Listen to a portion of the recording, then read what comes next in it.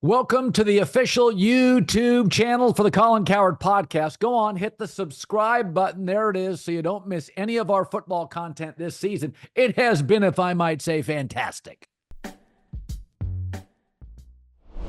College football reactions presented by JLab. JLab has the best audio products in the game. They're ready to take care of you this football season. Traveling to watch your favorite team or just streaming the game at home. Find the blue box at Walmart, Target, Best Buy, or go to jlab.com. Love their stuff. The blue box.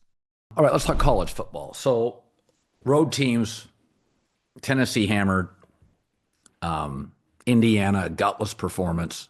Boy, does that Kurt Cignetti talks a big game and doesn't back it up. SMU hammered.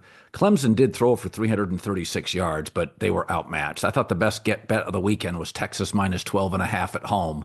And I thought Clemson played about as well as they could, and they still got beat by 14.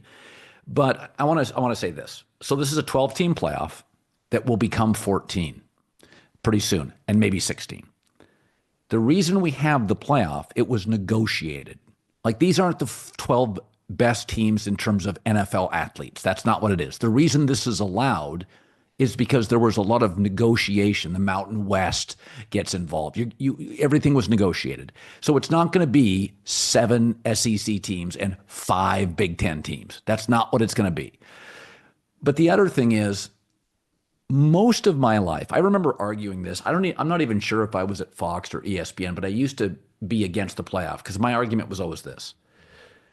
Have you ever thought in your life the 6th best team in college football by the end of the year could beat the number 1 team? And my answer is no. I mean, when Nick Saban's 15-year run, most of his teams, there were only 2 to 3 teams in the country that could play with them. Clemson with Trevor Lawrence or Deshaun, Ohio State, Georgia, maybe an LSU team that could play with them. So by the time you would get to like the 5th, 6th, 7th team, especially if the first round was in Tuscaloosa, they were going to kick the holy hell out of anybody they played. So the idea that Ohio State or Penn State or Notre Dame in a home game, now we go to neutral sites. We'll have an upset this weekend. But my take is we're overreacting a little bit. Now, again, I thought Tennessee and Indiana would play close because I thought weather would be such a factor, but it was just cold and clear. But we've got to be honest about this. When Pete Carroll was rolling at USC, or again, the Nick Saban or Kirby Smart for about a 3-year run, there weren't 5 teams that could go toe-to-toe with them. The only thing, it maybe be the Natty game, a Michigan or an Ohio State. So I think this was not predictable, but I think we're overreacting because coming up now, John, now we've got neutral site games. I would bet almost anything. We're going to have an upset. One of the underdogs is going to win. I think we're overreacting a bit to a 12-team playoff that was negotiated. You're just going to get some Boise States in this thing and some ACC teams in. Well, I think it's twofold. First, I can't expect it to be perfect year 1. This isn't year 6. This is year 1. On the flip side, I see a lot of pushback of everyone complaining, like, you shouldn't complain. We should celebrate this. And it's like, I don't know. I mean, this all exists because millions upon millions of people give their time to be entertained. And I've been watching football my entire life, and I don't ever remember before this year watching Indiana. And Indiana didn't get the benefit of the doubt, right, in most people's eyes, because it's like, we don't know you. You don't have any NFL players. Who did you beat this year? In the NFL, if you make the playoffs, it's impossible to not beat some good teams. Plus, even the bad teams you're beating are full of pros. Yeah. I texted around some college scouting directors. I said, how many combined NFL players do SMU and Indiana have? And he said, we'll have to see some all-star game stuff, but probably 5 total. I said, South Carolina, Ole Miss, Alabama. He'd say probably on average, low end 7 for a team. I mean, Bama, 8, 9. So the talent, the physicality, like Tennessee got their ass kicked. If you just watch Tennessee move around, their quarterback is a young, frenetic player right now. Their talent on the team is immense. And Indiana, we basically lumped in the Big Ten and the SEC as equals. And because Washington, who was in the Natty last year, lost their coach and all their players, wasn't any good. USC was supposed to be good, not any good. Michigan, obviously lost 17 NFL guys, and their coach fell off a cliff.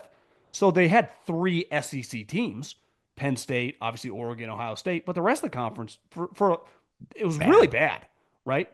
So it turns out Indiana, like I just think they're not very good relative to the Yeah. SEC teams. Like I don't think they could beat Yeah. any of them. And I think, but they went 11-1, and some of these other teams Yeah. went 9-3. This isn't the NFL. Records like which, like I said, we're comparing apples to cheeseburgers. So trying to do these records, because in theory it makes sense. Well, they're 11-1 because that's how it's always worked. And I just go, I don't know. So I think we look back at it in Indiana and SMU. Two things can be true. Indiana had a remarkable season, the best season in the history of the school by a mile. And they're probably not a top 20. Like, are they better than Colorado? I just looked at the top 25 yesterday. It's like, well, Colorado's got a top 10 quarterback, probably might go one, and the best player in the country. Indiana, I'm watching, I'm like, do they even have a pro? They're a solid defense. SMU, I mean, that was like JV Yeah. versus varsity. I mean, their quarterback was completely overwhelmed. And the ACC's terrible. So, of course, it's overwhelmed. They don't have the talent. Who did they beat? So I think that moving forward, just because you have 2 more wins in a Well, bad conference, this isn't the NCAA tournament where there's 64 teams. Like, whatever. Just throw this team the 7 yeah. seed. We only had 12 spots. And I thought we got pretty let down for a lot of people that dedicate a lot of time that don't even have a horse in the race. They just want to be entertained. You're like, this Well, doesn't and look right. also it's going to get potentially worse because if you really look at Washington, they have an excellent young quarterback, and Jed Fish had a great recruiting year. So Washington's going to be interesting team next year. They'll be back. They'll be a top 20 team. Michigan just got the best quarterback, and again, they recruit at a very high level. Michigan will be viable. I just saw this weekend USC went and bought 2 SEC defensive linemen. So and their schedule is pretty weak by Big Ten standards. So my takeaway is the Big Ten, to your point, was top heavy and very weak. I don't think it'll be that next year. I think Ohio State will still be great, but I think Michigan, USC, Washington will be much better. And I think Oregon's and Penn State are going to remain powers because Lanning and James Franklin are top 10 recruiters easily in the country. So I think this year we got Indiana. Not that it's a one-off. I kind of felt like when I was watching Indiana play, it's not that they lost. It's that if I'd have told you it was 27-17 and you didn't watch the game, you'd be like, okay, that was a game. Indiana was so gutless, punting, down 3 scores, second half in plus territory. I think it was the way Indiana lost, which was like, we know we can't compete. We don't want to be humiliated. So we're just going to try. I think that really pissed people off. It was like, okay, if you're going to play like that, just put Ole Miss in the tournament. I thought of a rule that if you are on the fence of a couple teams, that you have to have minimum more than 2 guys on each side of the ball that would start for your opponent. And did Indiana have 4 guys on No. their starting 22 that would start for Notre Dame? Did they have 1? Maybe. How many guys on SMU's starting 11 on offense and defense would start for Penn State? 2, maybe. Where that's the argument for Ole Miss, South Carolina, and Alabama. Yeah, they might not have won. Probably wouldn't have. But I know the talent discrepancy. Like, I don't have a big issue with Tennessee getting their ass kicked because I don't think the talent discrepancy. Obviously, Ohio State's better, and I mean, could win the national championship pretty easily. But like Tennessee, you could tell physically, it's like their quarterback's throwing the ball all over the map. They got NFL players all over the field. So I could live with that game. I can't live Right. with the Indiana game where it's like, I've never watched this program. I've been watching college football for 3 decades, and I do this for a living, so I know, well, they don't have any talent. So it's like, what's going on? And then Cignetti, I think some of his comments to Saban before the Yeah. game, bragging about, I looked at their schedule. They go to Penn State, to Oregon, and to Iowa. And like you said, the Big Ten's going to be better. That game is going to be circled. The Big Ten coaches are going to want to beat the shit out of him. I will be stunned. 6-6. They are going to be a target next year. And I hope they enjoyed this year because it's not going to be like that moving forward. I'll promise you So that. before we get to the quarterfinal games, I do think we have a potential upset. Listen, Tennessee, Ohio State, Ryan Day, the critics can go back to their Reddit boards. But here's what I really took away. Clemson, they deserve credit. They fought to the very end, and they don't have, again, they don't have transfer portal guys, and they don't recruit. Even when Dabo was winning a natty, they didn't recruit like Alabama and Georgia, LSU. They never have. They just don't. And they don't use a transfer portal. So I think Dabo is a hell of a coach. But my takeaway on that is if Ohio State's, if Will Howard is as good as he was against Tennessee, I don't know how Texas stops them.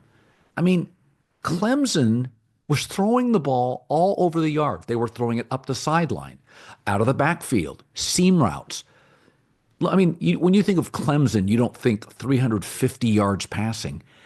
I know Texas won 38-24, but that 24 points, I looked at that and I thought, Jesus, Texas plays Arizona State next, 13.5-point favorite. Maybe that's not an issue.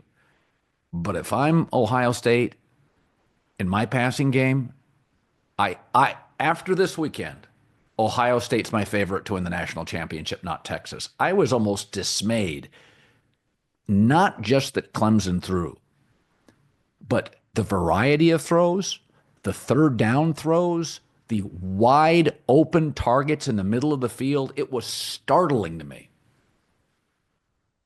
Well, their quarterback's really come along. I mean, he's the guy to keep. If he goes back to school, I mean, I think he'll be in consideration to have a chance to be a really high draft pick in 2026. And that kid's really gotten a lot better since that first game at Georgia. And last year was pretty bumpy. I like Cade Klubnik a lot. And they had one of the great, I think, freshman recruiting classes at wide receiver in recent memory, those couple five-star kids. But to me, Sark has had to coach around Quinn Ewers a lot of the year. And you see that when we talk about coaching with some of these young rookie quarterbacks, what do you call on 3rd and 7? Or are you willing to call something aggressive on 2nd and 10? Or are you just trying to throw in like a screen or a draw play? I think he coaches around Quinn Ewers because to me, he is a pretty big roller coaster. You don't know what you're getting series to series. And this is where, the seeding, when Ohio State's on, I mean, they showed up in that game. You went, oh, no, it hell. Was like, wow. They were hitting guys like they were, Dre Greenlaw and Fred Warner. It's like the defense, how good Jeremiah Smith is. Will Howard looked like Peyton Manning. I mean, it had to be one of the better games of his life. And Ryan Day, listen, they'd had a long time to soak up that loss coming at home. I picked Tennessee.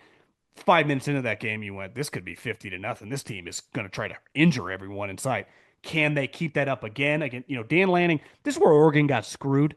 They have to play that team in their opening game at the Rose Bowl too, which is not a huge advantage because it's not like Ohio State fans aren't used to traveling to that game, which is a cool game that the Rose Bowl gets. That's good. That may set a record. The ratings for that game may set a college football non-national championship record. I'm not joking.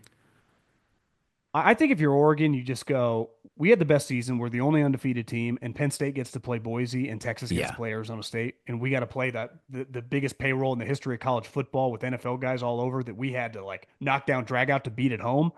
That sucks for them. A team that's never won a national championship. That if I told you right now they were getting a good draw, you would like them a lot more. But you're like, damn, they'd have to go through 3 tough games, right? They'd have to beat Ohio State, they'd have to beat Texas, and then they'd probably have to beat Penn State or Georgia. I mean, that's a murderer's row. So, and they had to beat Penn State, to in the conference championship. So listen, if Oregon were to win the national championship, it would be really, really impressive. I can't take Texas because of the quarterback, but their talent on the team.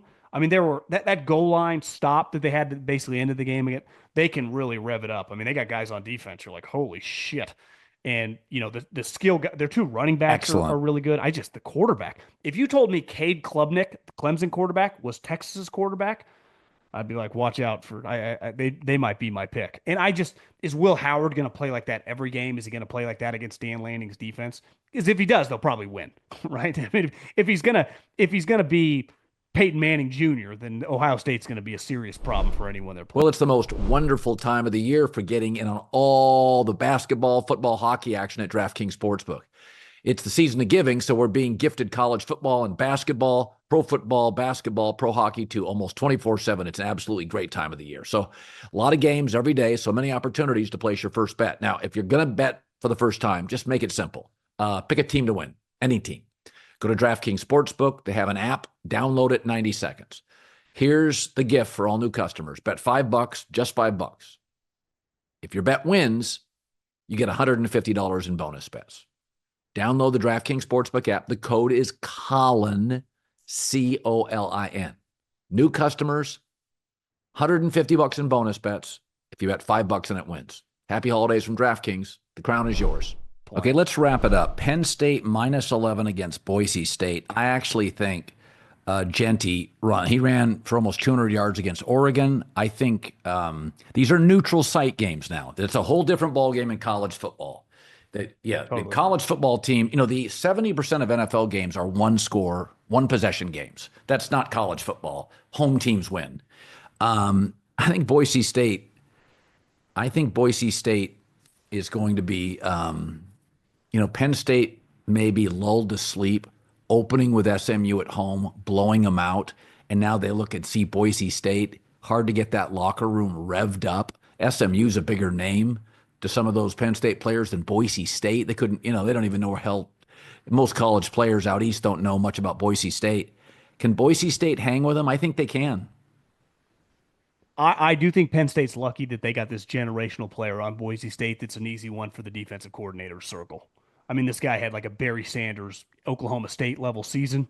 So it's, to me, if they were much more of like the Kellen Moore, more of a complete team than a one-man band, I think it would be a little different. You might look down upon them. But I think when you're playing a guy that was just sitting next to Travis Hunter on that Saturday night, the Heisman Trophy, it's easier to get up.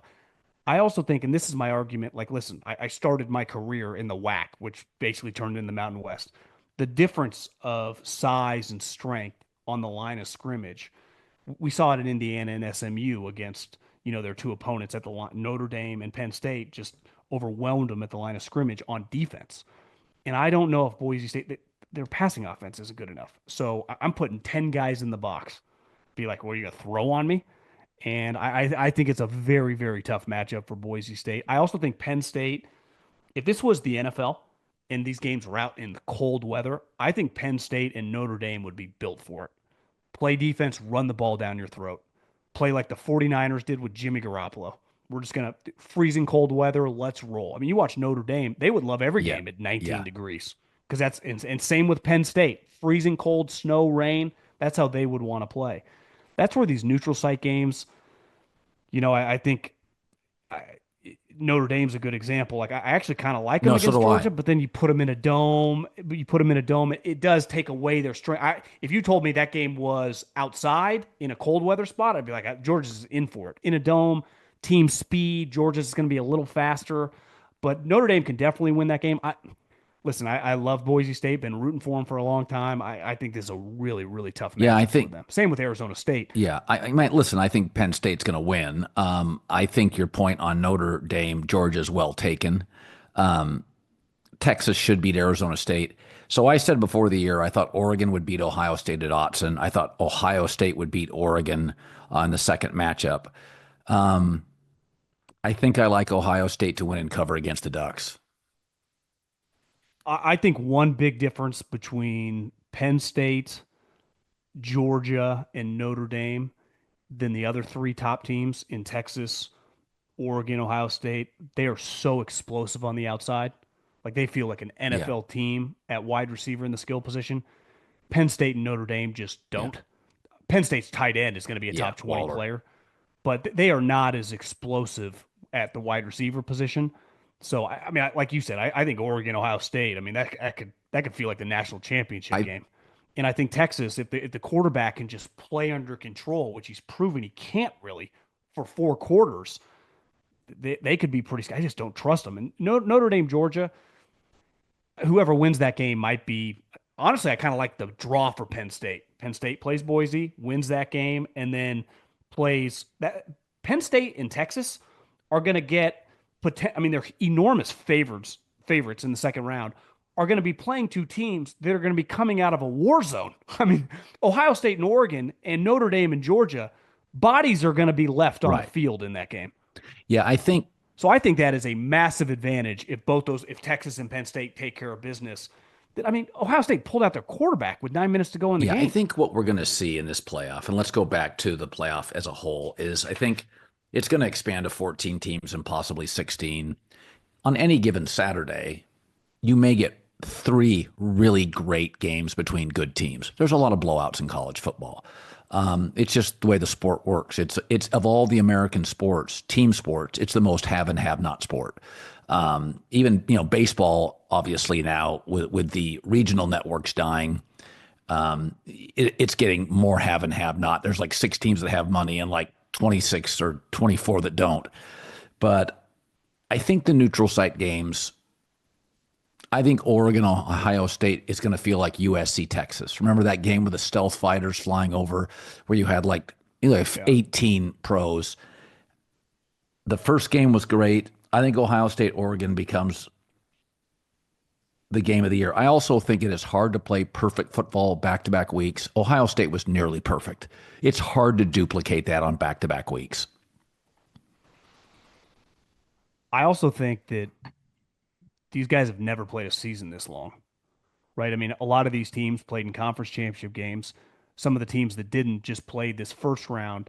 I mean, you start looking ahead, they still got 3 more games.